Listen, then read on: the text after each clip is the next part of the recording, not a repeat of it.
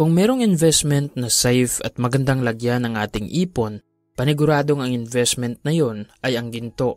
Dahil simula nang madiskubre ang kauna-unahang ginto sa Egypt noong 2450 BC, nananatili pa rin itong valuable at mataas ang demand hanggang ngayon at makukonsider natin ito na magandang investment. Tingnan na lang natin ang ibinahaging data ng goldprice.org. Ang presyo ng ginto dito sa Pilipinas noong 2004 ay 20,000 pesos per ounce at patuloy na tumataas ang value nito paglipas ng maraming taon at mahigit 90,000 pesos na ang halaga ng 1 ounce na ginto sa taong 2023. Almost 400% na increase sa loob lang ng 2 dekada. So ang mahalagang tanong ngayon ay maganda pa rin bang mag-invest sa ginto? Kung gusto mong malaman ang sagot, panoorin mo ang buong video dahil ibabahagi ko sa iyo ang 4 na dahilan kung bakit magandang mag-invest sa gold, paano magsimulang mag-invest dito at ano ang mga bagay na dapat mong i-consider bago ka magsimula sa pag-i-invest. Siguraduhin meron kang papel at panulat para malista mo ang mga mahahalagang aral. So kung handa ka na, simulan na nating talakayin ang unang parte ng video. Part 1. Ang 4 na dahilan kung bakit magandang mag-invest sa ginto.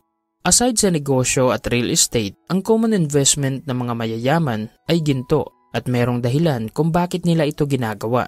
Ang unang dahilan ay maganda itong panlaban sa inflation. Ang inflation o pagtaas sa presyo ng mga bilihin ay hindi humihinto. Taon-taon ay nadadagdagan ang presyo ng mga produkto at patuloy pa ito natataas. Kung uobserbahan natin, yung 1,000 pesos mo 10 years ago, marami ka pang mabibili kapag pupunta ka ng supermarket. Pero ngayon, kapag pupunta ka ng supermarket na 1,000 pesos lang ang dala mong pera, alam mong konti na lang ang iyong mabibili. So kung iintindihin nating mabuti, ang inflation ay ang pinakamatinding kalaban ng ating pera dahil sa tuwing tumataas ang presyo ng mga bilihin, bumababa rin ang value at purchasing power ng ating pera. So kung sakaling nag-iipon ka ngayon at nilagay mo lang ito lahat sa bangko o di kaya ay sa alkansya, taon-taon ay nawawalan ka ng pera dahil ang average inflation rate taon-taon ay 4%. Tapos ang iyong pera ay nakalagay lang sa alkansya at hindi kumikita ng interest. Pero hindi ibig sabihin na huwag kang mag-ipon at mag-focus ka na lang sa pag-i-invest. Mahalaga pa rin na meron kang ipon para meron kang perang magagamit sa panahon ng emergency. Pero kung sobra na ang iyong ipon at meron ka ng sapat na pera para sa iyong emergency fund, mahalagang ilagay mo ang iyong ekstrang pera sa isang investment para meron itong kikitain na interest.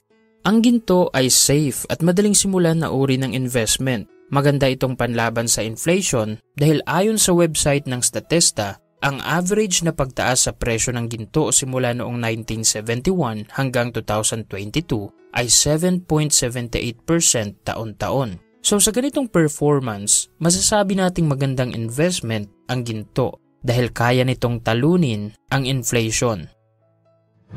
Pangalawang dahilan kung bakit magandang mag-invest sa ginto ay masasandalan natin ito sa panahon ng krisis. Marami na tayong nadaan ng financial crisis at iba pang uncertainty sa market. Nakikita natin na marami ang nawalan ng trabaho, maraming investment ang nag-collapse at negosyo na nagsara. May mga taong 30 years mahigit na sa kanilang trabaho. Nag-ipon ng pera, nag-invest at sa isang iglap, naglaho lahat ng kanilang pinaghirapan. Kung nangyari na ito noon, paniguradong mangyayari pa ito sa hinaharap. Hindi natin alam kung hanggang kailan magiging maayos ang takbo ng ekonomiya at ang tanging bagay na meron lang tayong kontrol ngayon ay ang maging handa. Kung bakit ang mga mayayaman ay patuloy na nag-i-invest at nagtitiwala sa ginto, yun ay dahil ginto lang ang pinaka-safe na uri ng investment at ito lang ang uri ng asset na nananatiling matatag sa panahon ng krisis. Sa katunayan, stable ang presyo ng ginto kahit merong financial crisis o kapag down ang market. Katulad na lang noong nagdaang pandemic, ang presyo ng ginto ay hindi sumabay sa pag-down ng market. Kasalungat ang nangyari dahil tumaas ang presyo nito ng mahigit 40% kumpara sa presyo noong 2019. Ang American billionaire at investor na si Ray Dalio ay isa ring investor ng ginto. Mas gusto niyang magmay-ari ng ginto kumpara sa pag-iipon ng cash dahil alam niya ang stability at ang long-term value nito.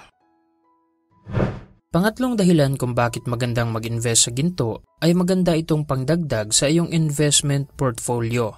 Napakahalagang meron kang multiple sources of income sa panahon natin ngayon. Income galing sa iyong trabaho, sa iyong negosyo at sa iyong investments. Dahil kung sakaling nawalan ka ng income sa iyong trabaho, meron ka pa ring income galing sa iyong negosyo at mga investments. At hindi ka mangangamba kung sakaling mangyari ito dahil meron ka pang ibang asset na mapagkukunan ng pera. Magandang idagdag ang ginto sa iyong investment portfolio dahil safe ito, low maintenance at malaki ang potensyal na tataas ang value nito sa long term. Di katulad ng stocks at negosyo, kahit malaki ang posible mong kitain, risky pa rin ito kapag merong negatibong pagbabago sa market. At ang madalas na nangyayari sa karamihan sa panahon ng krisis ay nawalan ng pera at hindi na nakabawi. So kapag meron kang ginto, meron ka ring insurance. Dahil kung nawalan ka ng pera sa iba mong investments, ang ginto ay nananatili pa rin ang kanyang value at pwede mo itong magamit para bumawi.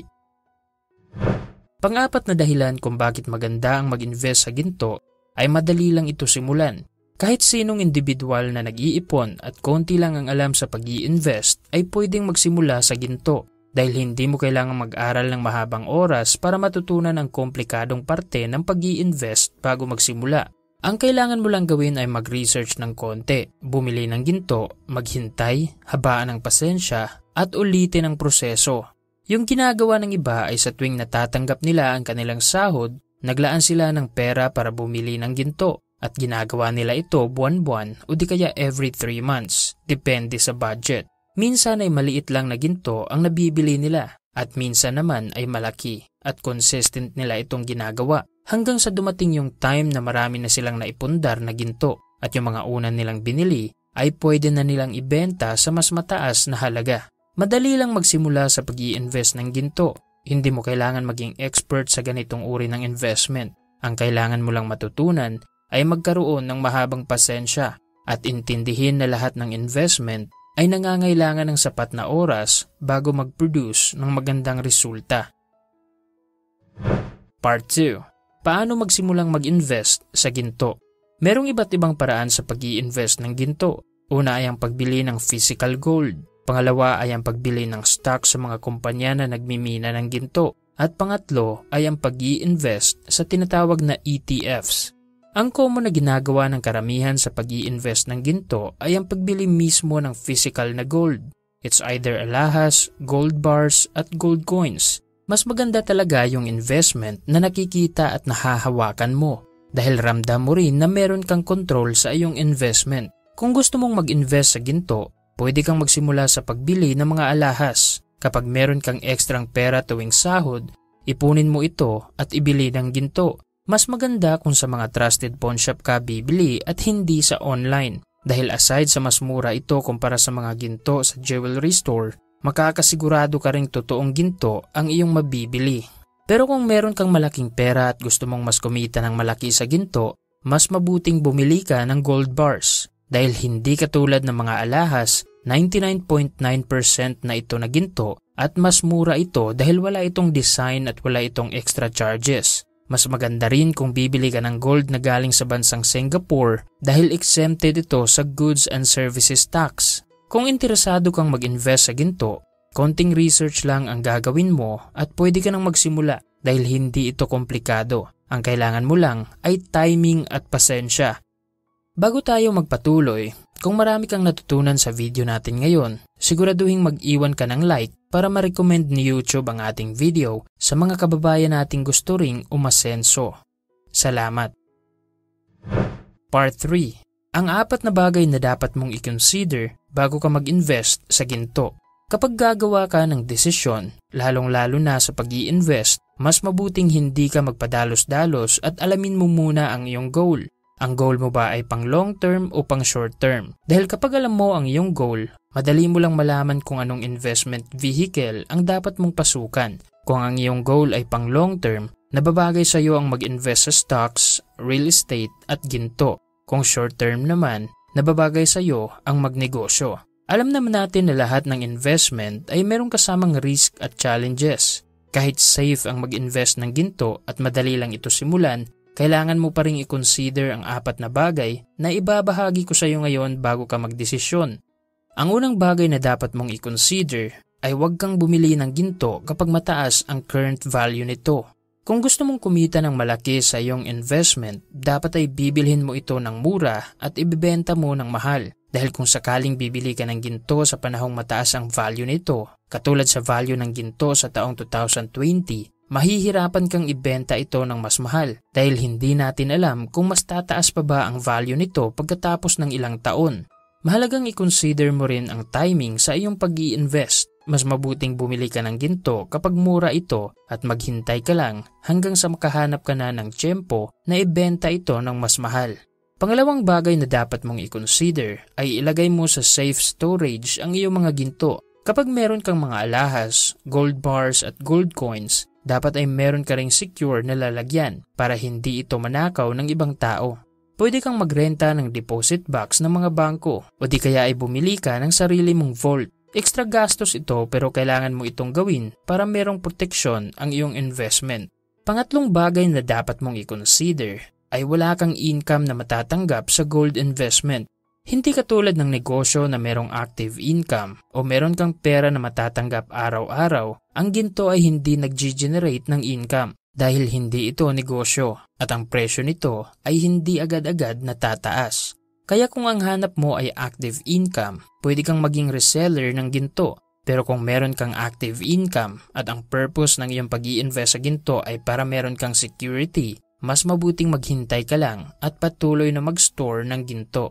At ang pang-4 na bagay na dapat mong i-consider at ang pinakamahalaga sa lahat ay siguraduhin mo na mapagkakatiwalaan ang pagbibilhan mo ng ginto. Wala nang mas papait pa kapag na-scam ka sa iyong investment. Dahil parang nagtatapon ka lang ng pera kapag nangyari ito. Kaya napakahalagang gagawa ka ng konting research bago ka bibili ng ginto. Huwag agad magtiwala sa mga taong nagbebenta nito, lalong-lalo na kapag sa online mo lang nakilala.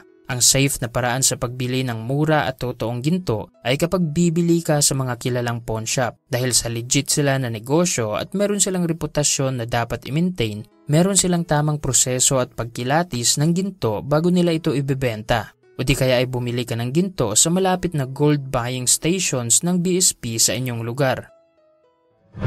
In summary, ang ginto ay magandang investment na pwede mong idagdag sa iyong portfolio dahil kaya nitong labanan ang inflation, madali itong simulan at maaasahan natin ito sa panahon ng krisis. Ang kailangan mo lang kung gusto mong mag-invest sa ginto ay konting impormasyon at mahabang pasensya. Kailangan mo ring i-consider ang pagbili sa tamang panahon. Ilagay sa isang safe storage ang iyong mga ginto. Intindihin na hindi ka makakatanggap ng active income galing dito at siguraduhing reliable ang pagbibilhan mo ng ginto.